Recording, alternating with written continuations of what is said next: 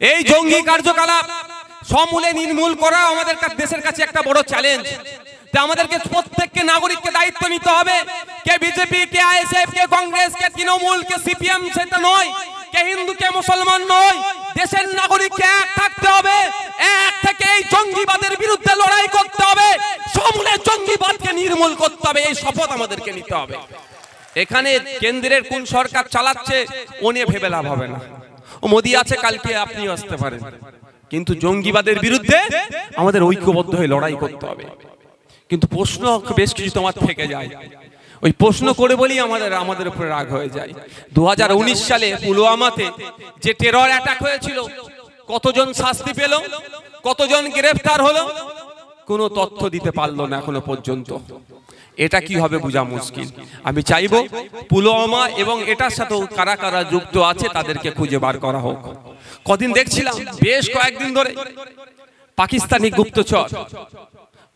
গুপ্তচর আমাদের দেশে আছে, আমাদের দেশের আর্মির তথ্য, বিভিন্ন তথ্য তারা দিয়ে দিচ্ছে।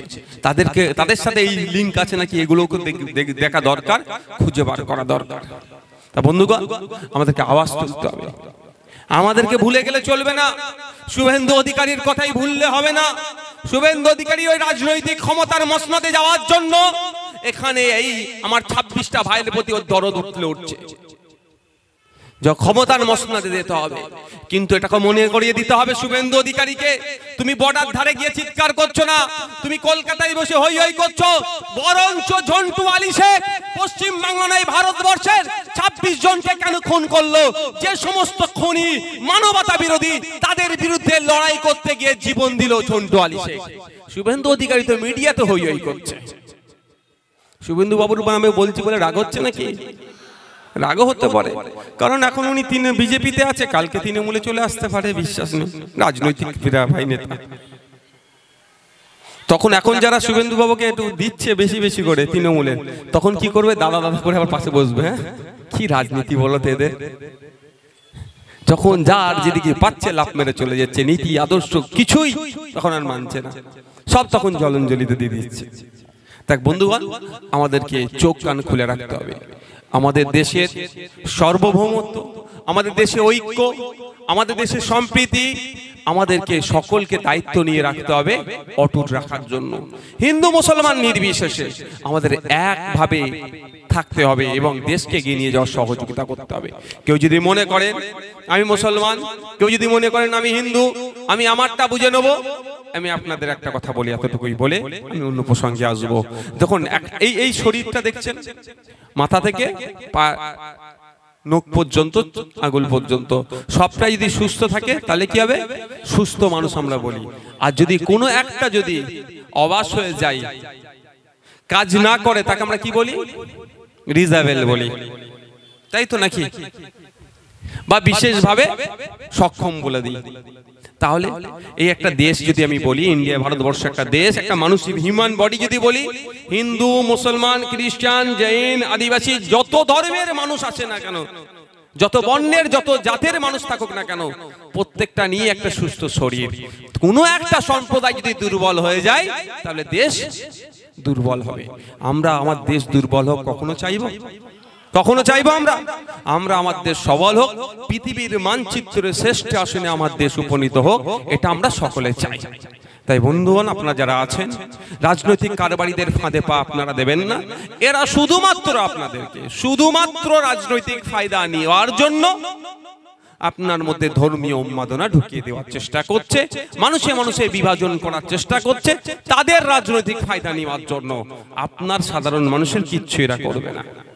আমি একটা জাস্ট উদাহরণ দেব। আপনাদের এলাকায় পূর্ব মেদিনীপুরে একটা মন্দিরের আদলে আর একটা ধাম তৈরি হয়েছে না? কোথায় হয়েছে ওটা?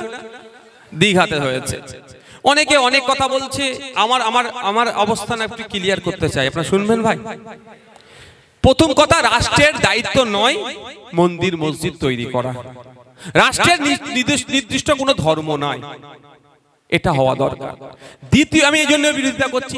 দ্বিতীয় হচ্ছে, উড়িষ্যার যে জগন্নাথ মন্দির আছে সেটা একটা ঐতিহ্যশালী, ঐতিহ্যবাহী, একটা ঐতিহাসিক এবং ওই জায়গার আলাদা একটা গুরুত্ব আছে।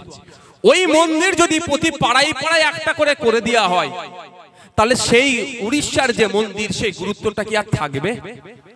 আমি উদাহরণের জন্য বলছি, আর আপনারা মাথায় ঢুকিয়ে রাখুন, আপনাদেরকে এর প্রতিবাদ করতে হবে। মমতা ব্যানার্জি নয়, তৃণমূলে যদি ইচ্ছা যায় মন্দির করবে, মসজিদ করবে, তার ব্যাপার। কিন্তু আমি জাস্ট বলছি আপনাদের, কি বলছে যে অনেক যুক্তি দিচ্ছে এরা, যে অনেকের আর্থিকভাবে স্বাবলম্বী নয়, ওই জন্য এতে যেতে পারে না, উড়িষ্যা যেতে পারে না, দীঘায় গিয়ে মন্দিরের কাজ মিটিয়ে নেবে। আপনি বলছি ধার্মিক হিসাবে আপনি আপনার মনকে একটা প্রশ্ন করুন তো, যারা মুসলিম সম্প্রদায়ের এখানে আছেন, মুসলিম সম্প্রদায়ের হজে যাওয়ার একটা ফরজ, তাই তো? এবার সবার কাছে টাকা থাকে না, যদিও বিত্তশালীদের জন্য হজটা ফরজ। তারপরেও বলছি, মমতা ব্যানার্জি যদি কালকে ঘোষণা করে যে আমি পশ্চিমবাংলার মুসলমানদের জন্য খুবই চিন্তিত, এত চিন্তিত রাতে ঘুমোতে পারেন না, উনি ঘুমোতে পারেন না একদম আপনাদের জন্য যারা মুসলিম এখানে আছে, তো এত চিন্তিত মুসলিম সম্প্রদায়ের ভাইরা 4 লাখ টাকা 3.5 লাখ টাকা খরচ করে হজে যেতে পারে না, আমি এখানে একটা কাবা শরীফ বানিয়ে দিচ্ছি, এটা মেনে নেবেন? কেন মেনে নেবেন না? ওটাও কাবা শরীফ, এটাও কাবা শরীফ তৈরি করবে, ভাই কেন মানবেন না? কারণ ওই কাবা শরীফের ঐতিহ্য, ইতিহাস ওর যেটা আছে, আর আপনার পাড়ার কাবা শরীফ তৈরি করলে কি এক হবে? তাহলে মমতা ব্যানার্জি যে উড়িষ্যার জগন্নাথ ধামের মন্দিরের যে ঐতিহ্য, যে ইতিহাস নতুন একটা তৈরি করে, সেটা কমাচ্ছে না বাড়াচ্ছে? ওটার কমিয়ে দিচ্ছে। তো কালকে আবার এক জায়গায় হবে, তো এটা মাথায় রাখবেন। এই জন্য আমরা এর প্রতিবাদ করছি। আপনি যদি মনে করেন এটা হিন্দুদের ব্যাপার, হিন্দুরা না, হিন্দু মুসলমানের ব্যাপার নয়, এটা নাগরিক, সচেতন নাগরিকের ব্যাপার। যে আপনার মন্দির করার ইচ্ছে গিয়েছে, আপনি আপনার মাইনের টাকা দিয়ে মন্দির করুন, কিন্তু ওর আদলে করা মানেই যে ঐতিহ্য, যে লেগেসি, যেটা আছে পরম্পরা, তাতে আঘাত পড়ছে। আমাদের তারকেশ্বরে অনেকে গঙ্গার পানি নিয়ে যায়, তার পরিবর্তে যদি শেওড়াফুলির দিকে একটা কেউ মন্দির করে দেয়, বলে এখানে ওই তারকেশ্বরে না গিয়ে একটু দূর হয়ে যাচ্ছে, তাহলে শেওড়াফুলিতে তুমি ঢেলে নিয়ে চলে যাবে, দুটো কি এক জিনিস হবে? ধর্মীয় দিক থেকে বলছি, আমি বোঝানোর জন্য বলছি, যে যা ধর্ম পালন করবে এক হবে কি? কারণ ওটার একটা গুরুত্ব নিয়ে সে ওখানে যাচ্ছে। তো এইগুলো আমাদের মাথায় রাখতে হবে, এই জন্য এর আমি বিরোধিতা করছি। আর এইগুলো যদি আপনি না প্রতিবাদ করেন, দেখবেন, আপনি বলে রাখছি, এরা মসজিদের মধ্যে ঢুকে যাচ্ছে, এরা মন্দিরের মধ্যে ঢুকে যাচ্ছে, কালকে নকল কাবা শরীফের তৈরি করে দিতে পারে। এদের বিশ্বাস নেই, এদের দরকার ভোট, আর কিচ্ছু চায় না। এরা ভোট পেলে আপনার জন্য